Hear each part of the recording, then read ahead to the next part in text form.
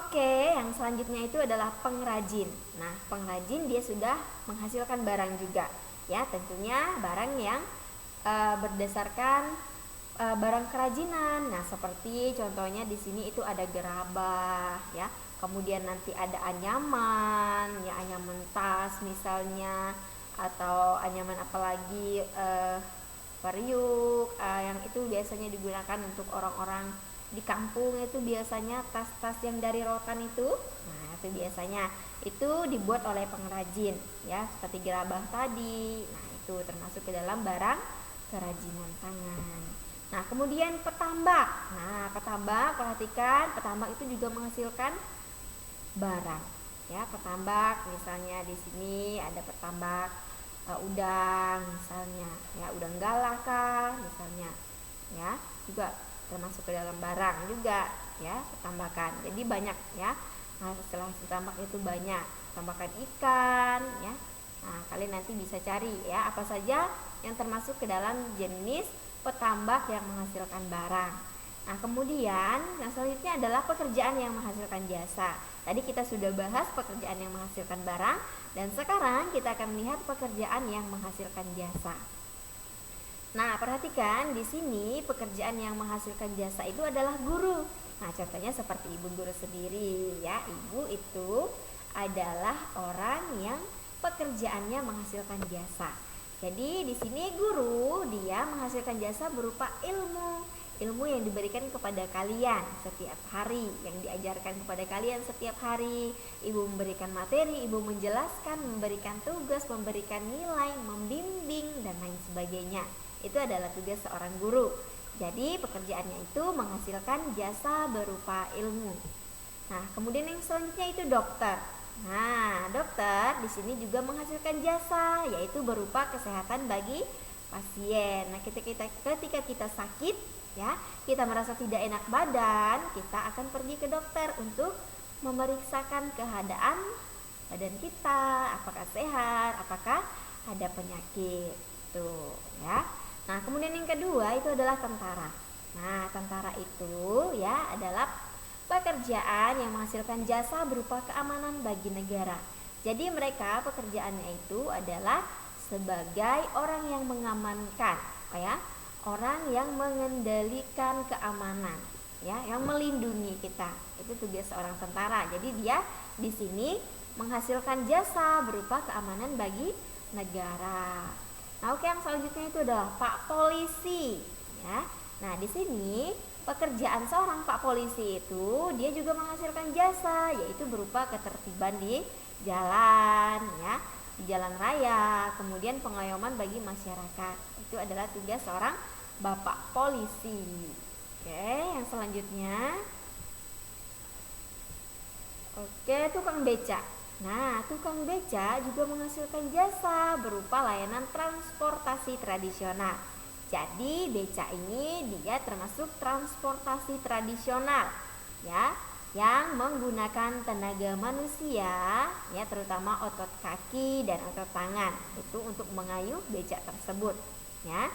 Nah, di sini dia menghasilkan jasa berupa layanan dan transportasi tradisional. Kemudian selanjutnya itu ojek. Nah, ojek ini adalah layanan transportasi yang modern. Ya, kalau beca tadi kan tradisional, ya, masih menggunakan tenaga manusia. Nah, kalau ojek dia menggunakan mesin. Ya, tenaga mesin yang digunakan di sini, makanya dia disebut dengan layanan transportasi modern. Kemudian yang selanjutnya pekerja salon. Ya, nah, pekerja salon itu adalah jenis pekerjaan maaf ya, jenis pekerjaan yang menghasilkan jasa berupa perawatan diri. Nah, contohnya seperti pada gambar ini, ya, pekerja salon yang sedang memotong rambut. Nah, itu adalah jenis jasa berupa perawatan diri sendiri supaya rambutnya rapi. Yang cowok itu dirapikan rambutnya supaya ganteng, misalnya dipotong pendek, ya berapa senti misalnya. Kalau yang perempuan itu diikat, dirapikan rambutnya, ya, supaya tidak terbang sana, terbang sini, jadi mengganggu, ya. Tuh. Nah, kemudian yang selanjutnya ada juru parkir. Nah, anak-anak, setiap hari kita pasti bertemu dengan juru parkir. Ya, misalnya kita ke mall, ke Indomaret, kita ke pasar, ke tempat wisata, ya, itu pasti ada juru parkir. Nah, di sini mereka juga menghasilkan jasa pekerjaannya, yaitu berupa pelayanan keamanan dan kenyamanan bagi setiap anggota masyarakat. Ya, jadi juru parkir ini selalu kita temukan setiap hari. Oke, yang selanjutnya adalah satpam. Nah, satpam itu menghasilkan jasa berupa keamanan. Nah, seperti kalian bisa lihat satpam kita yang itu ada di depan sana, ya. Nah, itu dia memberikan keamanan jasanya. Ya, itu pekerjaan yang menghasilkan jasa berupa keamanan. Jadi kalau ada satpam, kita juga merasa terlindungi, merasa aman, ya. Nah, kemudian tukang pijat. Nah, tukang pijat itu juga menghasilkan jasa berupa kenyamanan dan kesehatan, terutama kesehatan untuk tubuh kita. Ketika misalnya kita merasakan pegal, entah di tangan, ya, di pundak atau di kaki, nah kita bisa pergi ke tukang pijat, ya. Tapi jangan sembarangan pilih tukang pijatnya, harus yang sudah ahli dalam bidangnya, sudah terpercaya, sudah handal, ya. Jadi nanti tidak ada misalnya maksudnya syaraf yang bergeser, kemudian misalnya ada urat-urat yang seharusnya tidak boleh diurut tapi diurut, misalnya nanti bisa terjadi pembengkakan di badan kita, ya, itu tidak boleh. Jadi tidak boleh sembarangan memilih tukang pijat, ya. Nah, anak-anak, jadi itu tadi materi yang kita pelajari hari ini. Jadi kita sudah belajar tentang apa itu pekerjaan, kemudian apa saja pekerjaan yang menghasilkan jasa, menghasilkan barang, ya. Ada yang masih ingat tadi apa itu pengertian pekerjaan? Ya, pengertian pekerjaan itu adalah kegiatan yang kita lakukan setiap hari untuk memenuhi kebutuhan hidup. Nah, kemudian di situ pekerjaan terbagi menjadi dua bagian. Yang pertama, pekerjaan yang menghasilkan jasa dan pekerjaan yang menghasilkan barang. Ya, kalau jasa itu seperti tadi ada guru, ada dokter, kemudian ada tukang cukur, ya, ada apa lagi? Masih ingat? Selanjutnya, ada tukang parkir, ya. Nah, kemudian sama juga dengan pekerjaan yang menghasilkan barang, ada petani, ada pekebun, ada peternak, ada penjahit dan lain sebagainya, ada pelukis. Nah, tuh. Jadi itu materi yang kita pelajari hari ini, ya. Jadi cukup sampai di sini pembelajaran kita.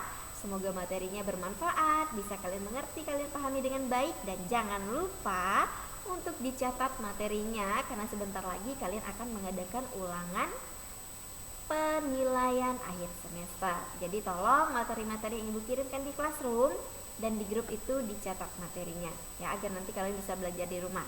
Oke anak-anak, akhir kata Ibu ucapkan terima kasih karena sudah bersama Ibu Guru tadi menonton video pembelajaran hari ini. Tolong belajar lagi di rumah dan kita akan akhiri dan kita tutup dengan doa Salam Maria. Mari kita berdoa bersama-sama, berdoa dimulai.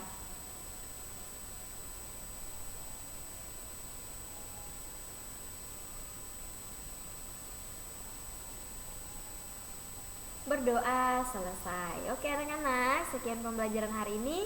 Terima kasih karena sudah menonton video pembelajaran hari ini. Semoga kalian tetap sehat, tetap semangat, dan tetap patuhi protokol kesehatan. Ingat 3M.